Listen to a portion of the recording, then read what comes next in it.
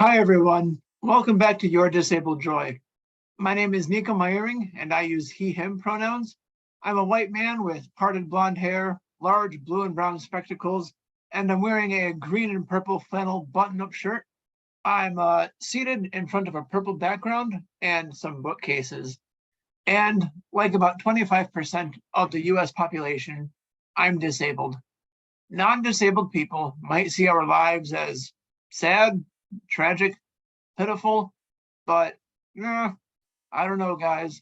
I've been disabled a pretty long time now, and I think there's also room for disabled joy.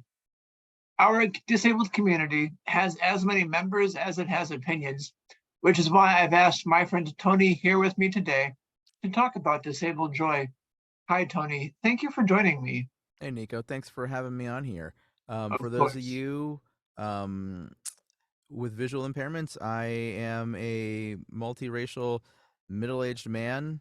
I'm wearing a gray t-shirt, and I'm sitting in my recording studio, which looks like it's covered by moving blankets because it is.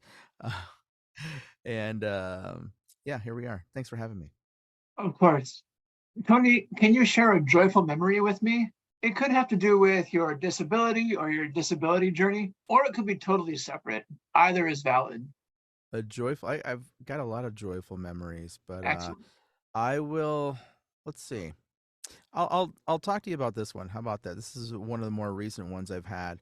Okay. So I play power wheelchair soccer. So for those of you that don't know, power wheelchair soccer, or more commonly known power soccer or power chair football, is for people who use power wheelchairs.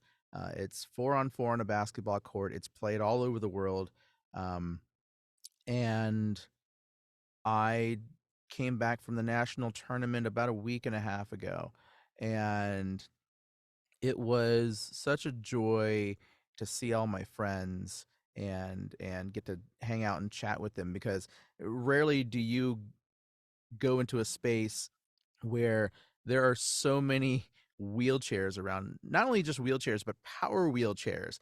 There were a couple hundred of us in that building over the course of 4 days. And I know the vast majority of them because I've been playing power soccer for 14 years.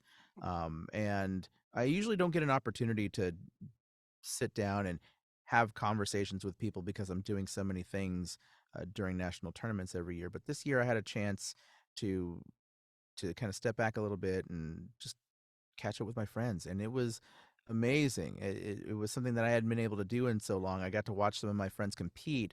I got to catch up with others, and it that was really a lot of fun and joyous, really. I love that you made that community for yourself and that you all together found that moment for joy and for community. As I do a lot of these interviews and I get to hear these stories, I find that as like a recurring theme, uh, disability community as a source of joy.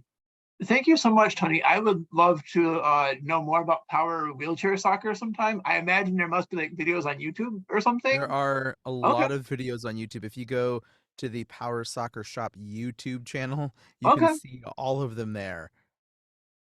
Fantastic. Thank you. I will look this up. I'm serious. How has your disability or your disability journey impacted and intersected with how you pursue joy or find happiness for yourself? Mm, that's an interesting question. I don't Sure. know. I don't know if my disability necessarily impacted how I pursue joy. It doesn't. I won't say that it necessarily like makes me want to live life more or anything like that necessarily. This is my existence. I've been like this since I was born, so I don't know anything different. And I can certainly understand if somebody acquired a disability later in life, that might cause them to have a different appreciation for life. But this has been my existence for all of the decades that I've been on this planet. So I don't know if my disability necessarily guides or impacts how or why I pursue joy. But I think it affects me just in general because it's put me in situations where I have to be resilient or I have to be a problem solver. And I would say that's how it affected my life. But how I find joy and where I find joy, I think that's just kind of how I'm wired in general, Mhm. right? I was having this conversation with a friend of mine recently that I just kind of want to explore. I just want to go out and see what life has to offer. I don't like planning a lot. Like when I go somewhere and I travel somewhere, unless I'm there for a specific purpose, I don't have anything that I specifically want to do or see. Usually, I just want to go out into the street and explore and just see what's there, right? And I find joy in that because all these new adventures that you weren't expecting can happen. So I really value that answer. I'm much the same way, especially when I'm in a new space or I'm in a new to me space for the first time. I've got to get out there and see what I can possibly see. As someone who, was also disabled since birth, I see a lot of value and worth in your answer. Um, I would also probably give like some kind of answer. I would also give a similar answer to the one you provided, I think. And there is an additional wrinkle for me, at least, because as I've continued to live with my disability throughout my life, I've had to navigate a lot of surgical interventions, and that's kind of impacted how I present my body in public spaces. For example, I used to love swimming. I don't go swimming so much anymore because of that scarification. But I might in the future reach a point where I say, hey, screw it, and I, go dive in, right? But Nico, grab a wetsuit and get in, man. I Go for appreciate it. that. Thank you, Yeah. Tony. I might get to that point, definitely. We'll see. So you and I have both been disabled our entire lives, which might make this next question difficult for me to answer it. What's one thing you want the rest of the world to know about disabled life and disabled quality of life? Uh, actually, I was just thinking about this. Okay. Sometimes you might look at me and think I have it bad, and while there are certain aspects of my life that aren't ideal, I will say I've seen fully able-bodied people, and no, thank you. I'm okay with where I am. I am perfectly fine with where I am. Right? I see folks and I go, nah, I'm good here. I don't want that. Mhm. I'm okay. So um that's definitely one thing I think people probably didn't consider, right? I mean, like, you've seen these people too. You look at yourself and you look at them and you're like, nah, no, I'm good right here. Thanks. Anyway, because people think, like you had mentioned earlier, like they see us and they feel pity or sorrow for us because they only consider what they think we can't do, Yeah. right? And they never see it from the other side. They only see, okay, this guy is in a wheelchair. He can't walk. This person has scars. He must have a broken body somewhere. But there are so many things that I can still do and some things that I don't have to deal with. Like people who say, I don't want to walk to the store. It's too far. I don't have that problem. I just hop in my chair and roll over there. So, I mean, again, it's just, I don't think people always kind of see it from that perspective. I love it. Thank you. I'm really appreciating this honesty and the frank nature of your answers. I'm cracking up a little bit. So thank you for that. You're welcome. Tony, my last planned question is one that I ask all my guests, regardless of project. It's kind of a softball. Is there a recent win that you're celebrating that you have not yet named that you would like to name so that we can celebrate along with you? Or if not, what cool projects are you involved in? What's in your pipeline?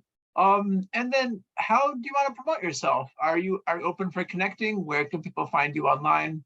This Yeah, is sure. overall, your chance to promote yourself, be your own cheerleader. This is your space to brag, Tony. So go for it. Wow. Let me brag about myself for a minute. Um, I actually, so one thing I'm super excited about is that I'm going to Australia for the first time later this year. As long as I don't die beforehand, I'm Okay. going to Australia later this year for the very first time.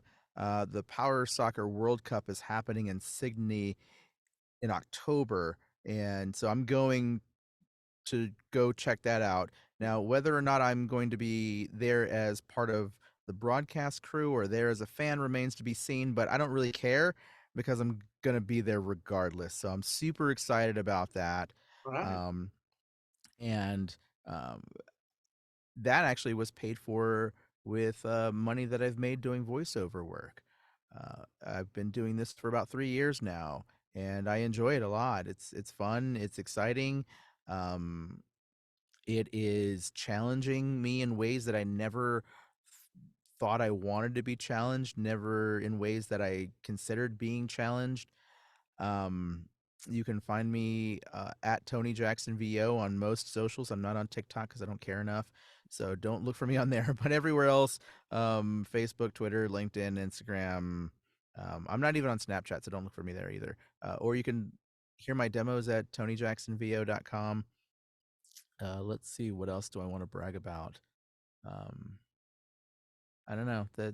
I mean, there's all kinds of stuff I could talk about. I don't know if I want to brag about it or not, but we'll start there. We'll start there.